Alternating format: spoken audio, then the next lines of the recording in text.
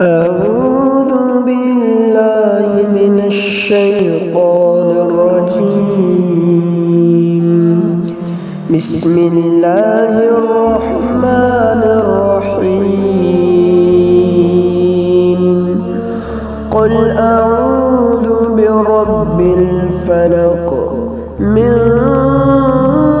شر ما خلق ومن شر غاسق إذا وقب ومن شر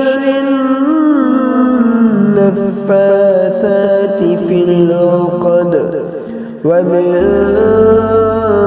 شر حاسد إذا حسد. بسم الله الرحمن الرحيم.